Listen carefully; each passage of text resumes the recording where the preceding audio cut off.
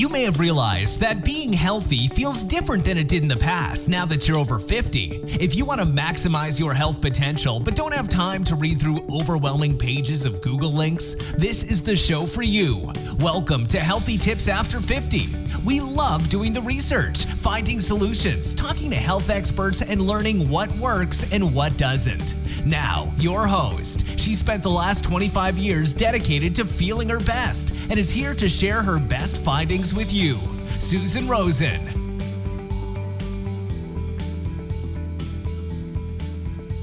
Hello, everyone. This is your host, Susan Rosen, and today's topic is self-care, and that means supporting ourselves and making sure that we stay healthy and energized in our daily lives. The past week has been particularly busy, and I am really late in creating and posting this weekly podcast. Don't know if you realize this, especially if you're a relatively new listener, but I have posted a podcast every week since the beginning of 2019. That's over 2.5 years. I really didn't feel like doing it this week. I was actually considering just ignoring the whole week and doing the next episode next week. But then I figured that some people might get worried, especially my brother. But you know what? This has really hit home about a subject that I have talked to others about, self-care. Putting yourself first in order to be able to show up and support those who are most important to me, my family, my friends, and this podcast community. When I got burned out in 2014, it was because I was trying to take care of my 94-year-old mother, work full-time, and spend quality time with my husband and friends. If you notice, there's not a lot of me, Susan, in that sentence, nor was there a lot of sleep either. I was exhausted mentally and physically. And it took me a few years after my mother passed away and I got laid off from my job, happened at the same time, that I realized that I hadn't done any self-care to create the groundwork that all of these things could be built on.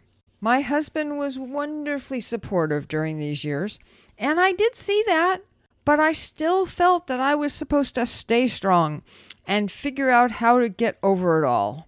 So tiring. I'm sure all of you ladies out there know what I'm talking about. But back to the present moment, where I don't do that anymore. I have spent the past 2 years training and becoming an intuitive coach. I have also completed the 2021 7-month Clarity Certification Training Program, and all of this training and coaching has transformed my own life, as well as learning how to help others transform theirs. I also have learned how to rely on my own inner wisdom to help me stay on a loving and healthy self-care track, and to use that info and experience to support others in doing the same. There have been times these past 5 years when I have had to bring myself back to me, and those times, though, are few and far between now. Today was one of them. I really felt a responsibility to do a podcast episode this week, but I just couldn't get excited about any particular subject, and I knew that you all would be able to tell that I wasn't excited. That's when I realized that I would share my story, my realization, my training, and my new career as a coach. And when I talk about my realization, that realization is that I can only live in the present. I can't do anything about the past, and I certainly can't do anything about the future, because it's not here yet, but it will be soon.